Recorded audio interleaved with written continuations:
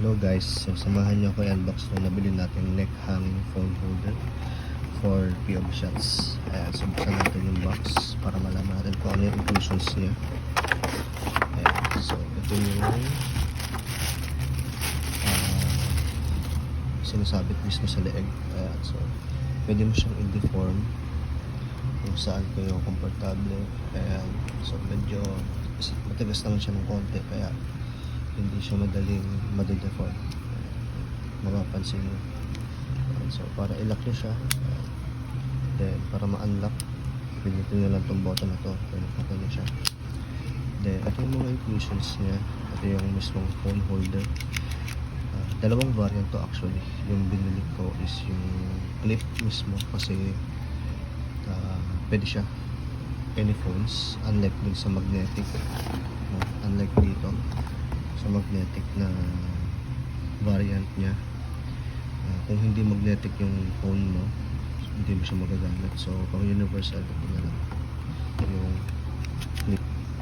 Then ito pa yung kasama niya, L-shape na extender. So idudugtong mo lang to, yung dalawa na to. Ayan. Pag nag-clip siya, ayan, ilalak nyo lang to, pitan nyo lang. Pwede nyo siyang laro sa pinaka-neck holder. So paano nga ba ito gamitin guys, no? So ang gagawin lang natin dito, ayan, ilock lang natin yan, then i-unlock natin to para itabit natin yung extender nya. Ayan, so tapat nyo lang yung butas ko yun. Simpitan lang natin ng konti, huwag muna yung sobrang pet para ma-adjust pa natin yung angulo mamaya.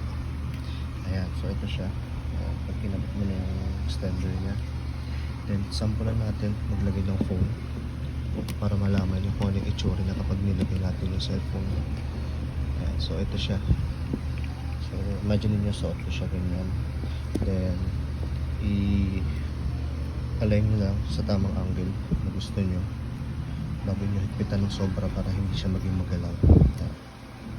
So may higpit na, hindi na siya magalaw. Ayan. So imagine nyo ganyan, tapos i-video siya, nag-record kayo ng video. Ayan yung pag-POV shot natin.